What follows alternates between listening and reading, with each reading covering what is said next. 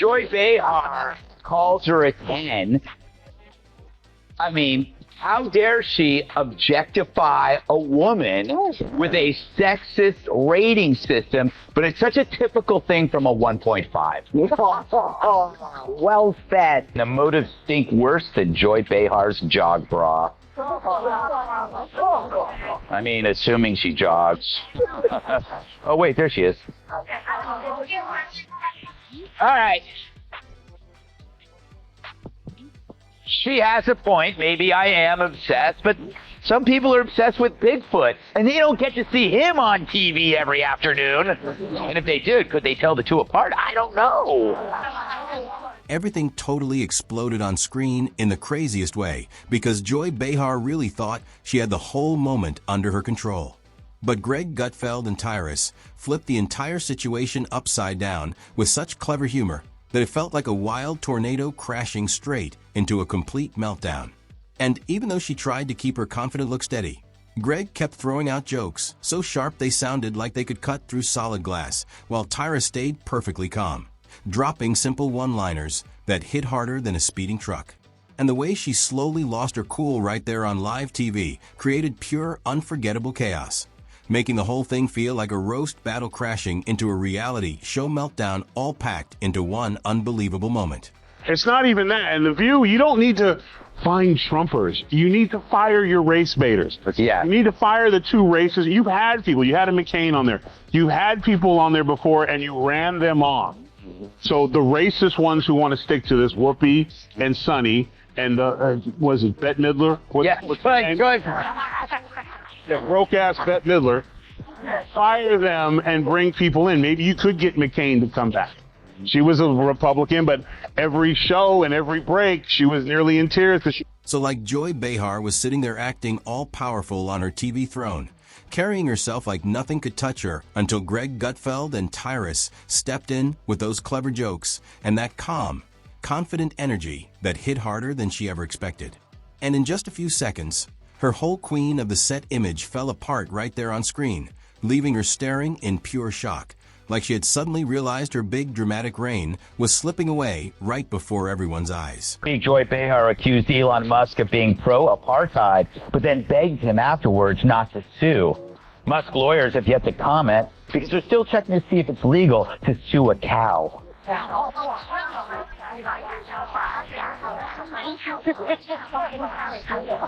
fired. It's a legal question. I don't know why it's so upsetting. I don't make the rules in this country. Let me tell you, this whole moment wasn't some loud shouting match or crazy on-stage argument at all, because it was actually way colder and sharper than anything noisy. As Greg and Tyrus quietly took Joy apart piece by piece with jokes, so sharp they felt like they could slice straight through the screen. And the shocking part was that she wasn't even there to defend herself, which somehow made the whole thing feel even worse. Almost like watching someone lose a fight they didn't even show up for. And by the end of it all, there was absolutely no doubt that her once steady throne was shaking like never before. Now to some news. The feral monsters of The View say they've never heard of you-know-who. Through the show that makes mornings hell, claim that my name doesn't ring a bell. It's time for our view on The View. Ugh. The Witch's Coven finally shows me some lovin'. Yesterday on The View, yours truly was the subject of conversation. Apparently the broads have no idea who I am, or so they say. So Greg Gutfeld was in full savage mode, doing exactly what he does best by ripping apart the wild behavior of certain TV hosts without even saying Joy Behar's name.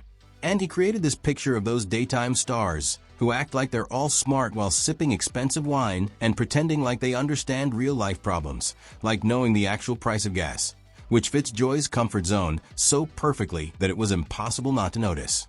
And his jokes were so sharp and exact that it almost felt like you could hear them slicing straight through her polished TV image with every hilarious line he dropped. That the Gutfeld talks about you all the time. Who is he?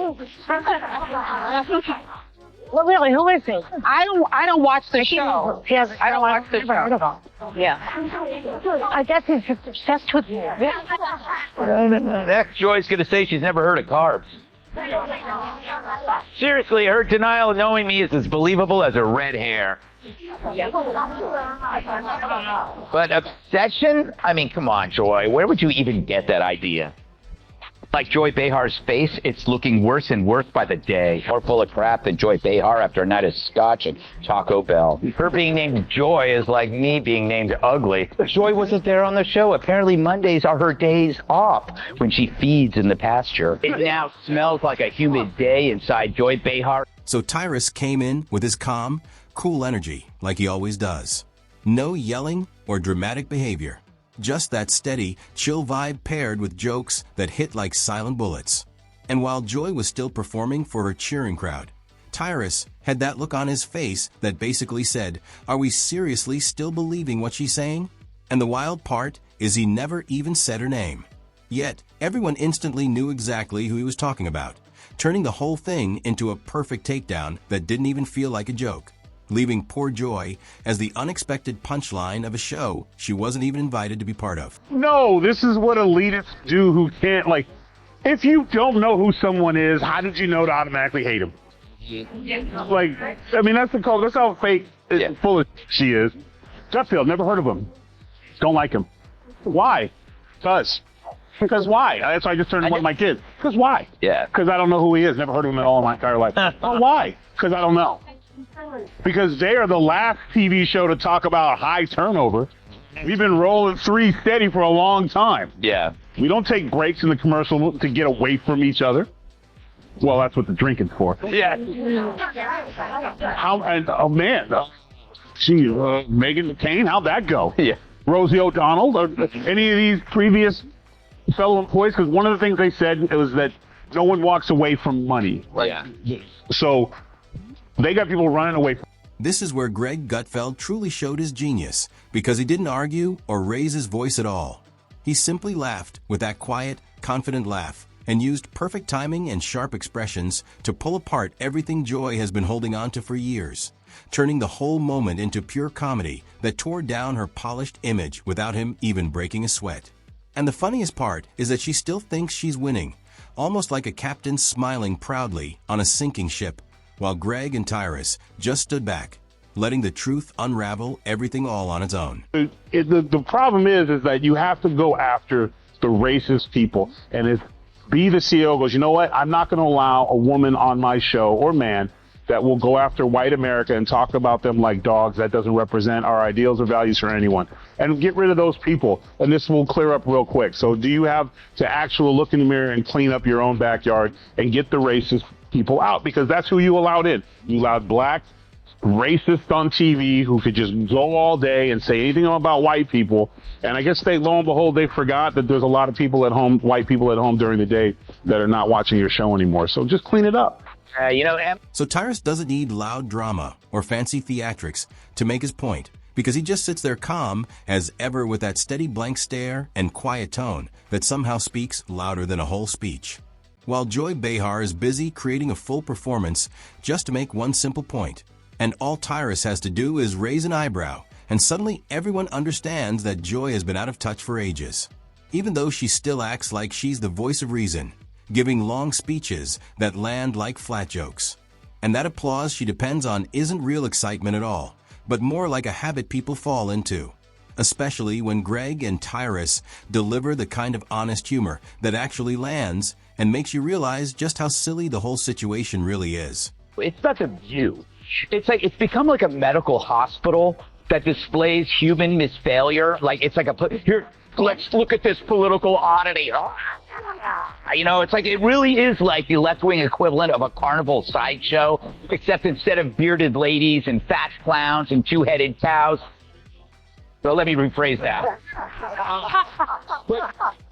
The View is a victim of the sunk cost fallacy. You know, how can you now speak the truth when for years you've been telling lie after lie after lie? Now you're carrying this big bag of rocks around you because it's too harmful for their ego to admit that we really were dishonest.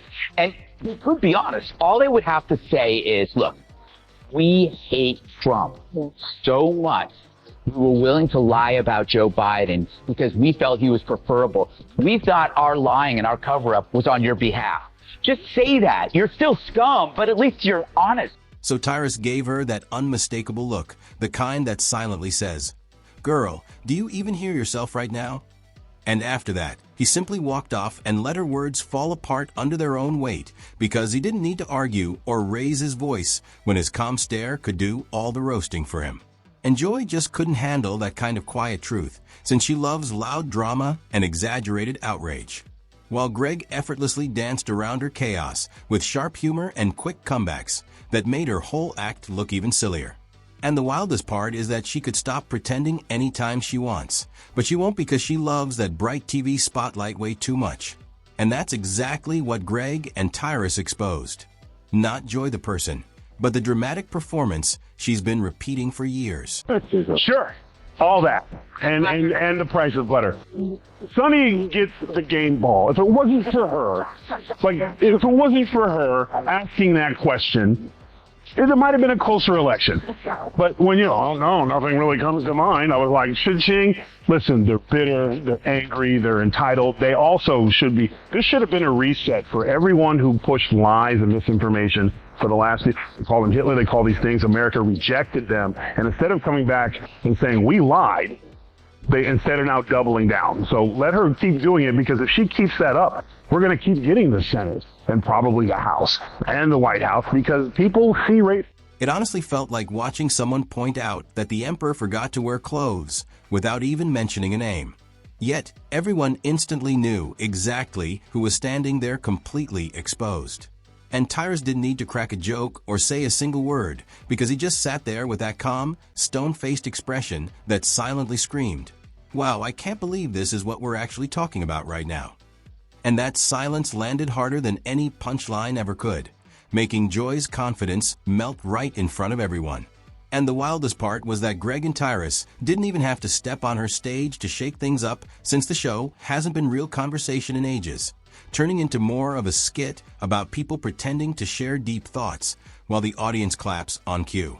But what Greg and Tyrus do is the total opposite, because they don't need cue cards or rehearsed lines or fake applause. They just sit there, talk honestly, and somehow turn every awkward truth into comedy gold. And watching that happen felt like long-delayed justice finally catching up to all the drama. Boy, sure loves running her mouth. She should. But she should. It's the only running she does. Emily! So what did you make of this? VBAC is what you called him. I don't care if you disagree or agree with him. That dude is not dumb. No, and that is what was so ridiculous. Everything that comes out of her mouth is ridiculous, but for her to make that kind of point about someone that we all know, that regardless how you feel about his politics or him running, that he is undeniably brilliant, is so... While The View keeps clapping for itself and pretending it's delivering some deep, important message, Greg Gutfeld and Tyrus are out here serving comedy that actually hits. And you can clearly tell which side people enjoy more, because one keeps preaching and scolding while the other makes you laugh so hard it feels like the stress melts away.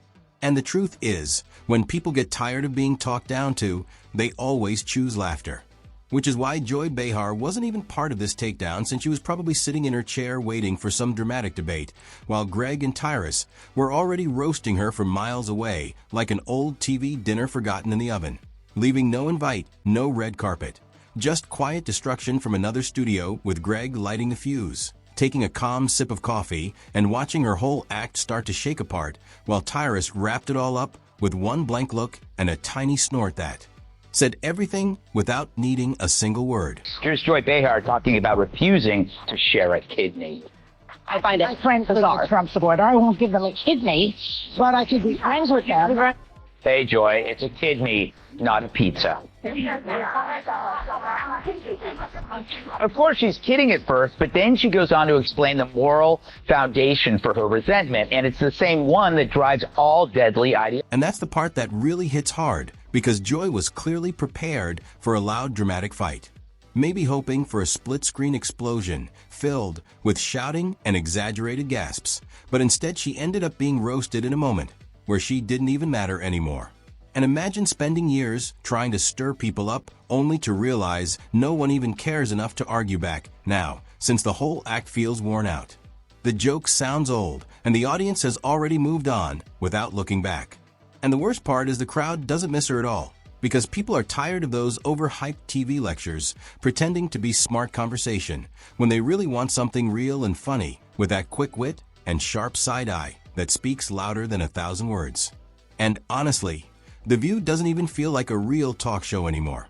It's more like a strange wax museum where the hosts repeat the same outrage over and over, serving the same cold leftovers while the world outside is busy laughing with Greg and Tyrus instead. Sausage maker Johnsonville is recalling more than 42,000 pounds of pork sausage for possible contamination with plastic fibers. Fortunately, authorities were able to track all 42,000 pounds to a single location in New York City. It's honestly wild how no younger viewer wants to sit through long lectures from rich TV hosts anymore, because people are completely done with fake applause and stage moments where you can practically see the strings being pulled.